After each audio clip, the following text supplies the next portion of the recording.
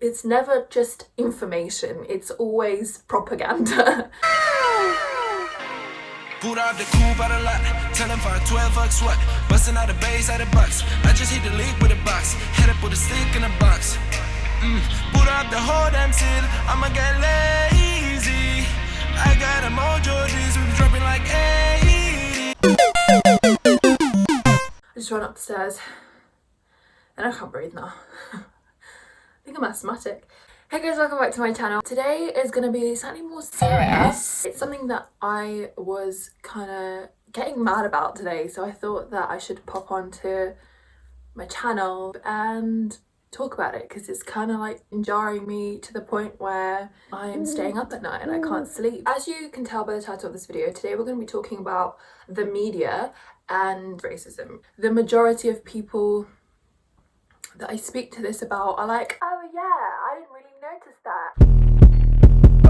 This is going to be slightly more just a food for thought video, okay? I would just like to say from the get-go that if you've been living under a rock and you don't know what's going on, I would encourage you to look in my description box below and read up on certain things. I do think as white people we need to address how we've been complicit within the system, and one of those ways is the media. When I say media, it's like generally the news and newspapers. It influences people nationwide within the UK.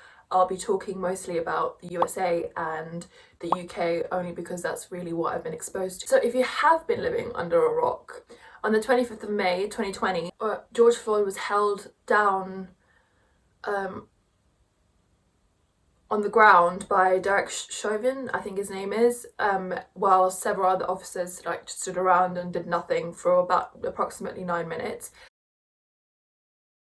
It sparked, as I'm sure you're aware, global outrage against police brutality, but also just the wider systemic racism that black people face on a day-to-day basis. For the first time in like 400 years in America, black people actually being heard.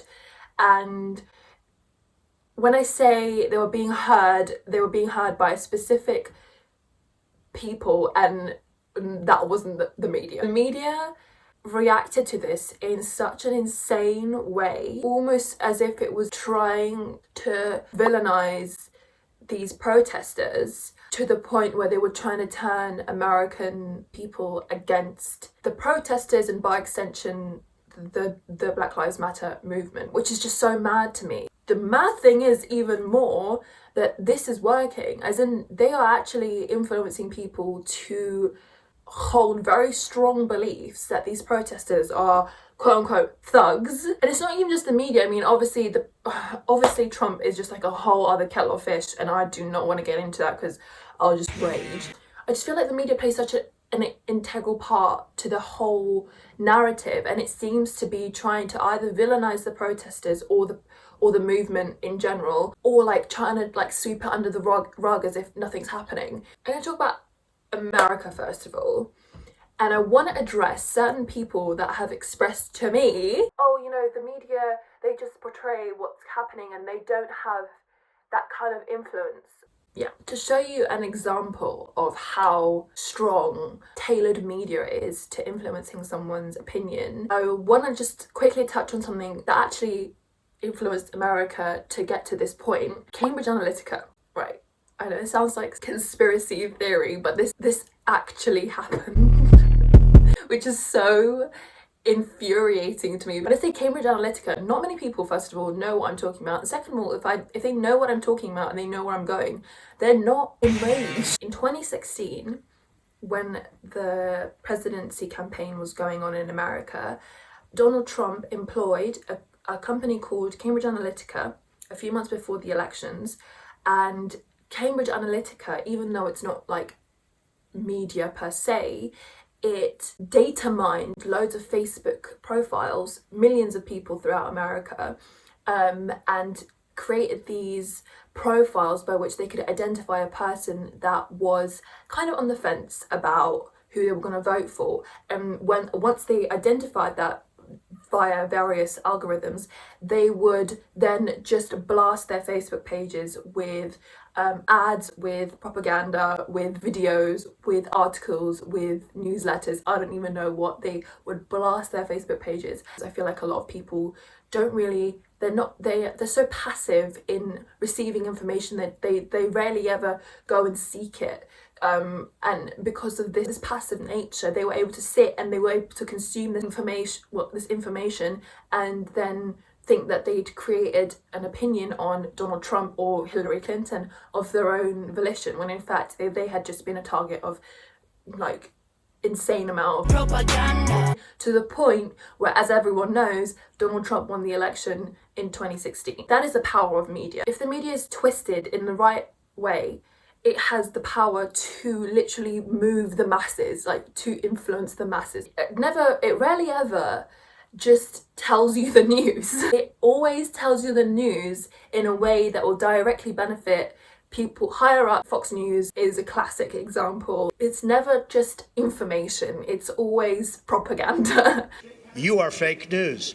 It's awful to think that and to know that, but it is the reality. When we're looking at the protests in America, the coverage is so nuanced and completely niche. I mean, there's thousands of protests going on across America and across the UK and across Australia and South Africa, across the world. Within America, these protests, majority of them are completely peaceful. You see loads of people just wanting to walk through the streets and raise awareness, and what's being aired is completely only a small part of what's going on, painting protesters in a negative light. They're not showing these peaceful protests and being like, wow, people are showing solidarity, people are taking accountability. You know what they don't show? They don't show the continued police brutality in response to peaceful protest.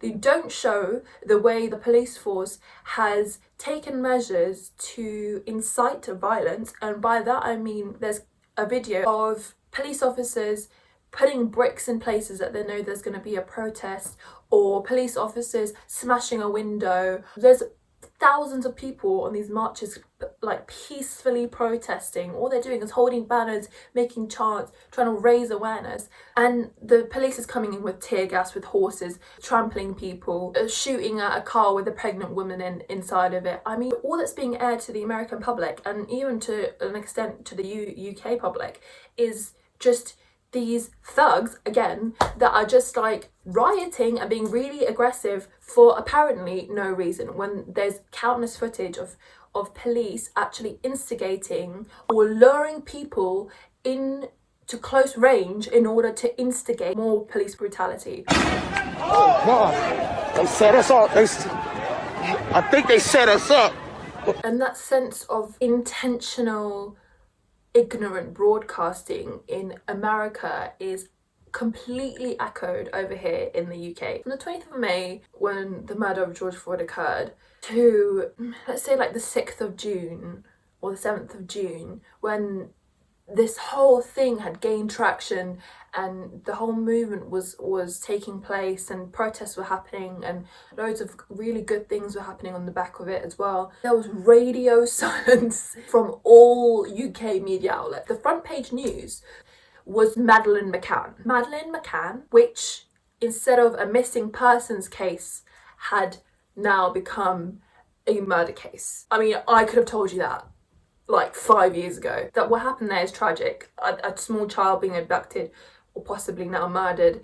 It's beyond tragic, but I cannot understand. An entire movement has taken over the world. Protests are happening all over the UK, and you're going to focus on Madeleine McCann. Continue to be this turning a blind eye to the issue. The only place that you could actually learn about what was going on was places like Twitter, places like, well, actually YouTube was also radio silent about this for a long time. Instagram, that whole black panel thing happened, and not the news. But you know when the news decided to pipe up? You know when the news was like, you know what? Now is our time to speak. Now is our time to raise our voices that can influence so many people. And we're going to talk about a slave trader and how pulling down his statue is bad. I'm going to say two words to you: Edward Colston. He was extensively involved in the slave trade, okay? And they erected a statue in order to preserve his memory as a philanthropist in his hometown, Bristol. And on the 7th of June, people decided, after years of trying, of getting to pull it down in a legal way, they decided to, very rightly so, pull it down themselves and then throw it into the River Avon, okay?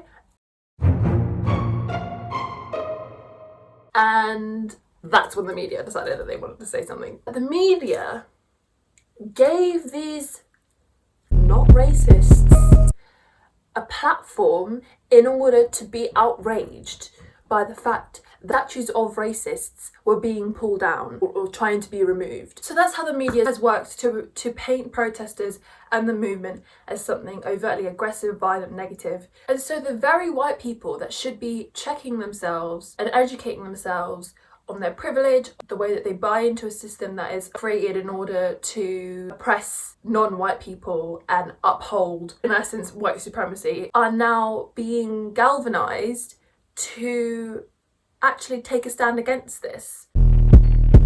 It's our job to recognize this kind of misrepresentation and continued endorsement of racist sentiment. It's our job to recognize it and to stop it and immediately be like, no, that's not okay. Because if people are consuming the news and are doing things on the back of the news, then that is just going to further like the newspapers to concentrate on things that aren't important at the moment. And if you see the news popping up, don't give them a platform. They'll see that people aren't watching specific segments and they'll be like, oh, maybe, we won't do that because that'll just deter people from watching the news. If you want, write into BBC News, write into Sky News, newsletters, The Sun, whatever. When you think about, like, on a much wider level, the influence that the news has, I mean, they reach everyone in this country, okay? Whether it's intentionally or people just picking up like background noise about the news, okay? That is something that reaches everyone. Write in,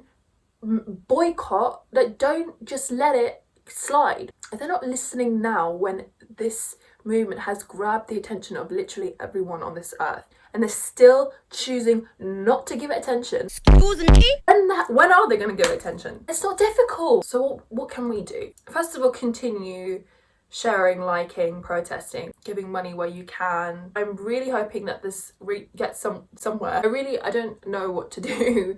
I mean, I just am one person, but I feel like there is something at least we could do, come together and do as a group. I don't know if you have any suggestions on what I could do myself in order to further this movement in relation to this topic, then absolutely I'm all ears. If you have any advice just generally, then I'm absolutely also all ears. I really want to start like a conversation in the comments about this. It'd be so jokes if no one says anything because it's weird for me to be smiling. But I want to thank you all for listening and staying this far. If you want to like and subscribe to me, then those buttons are down below. Stay tuned for my next video and I'll see you later. We shall fight them on the beaches. No, you're a genocidal maniac.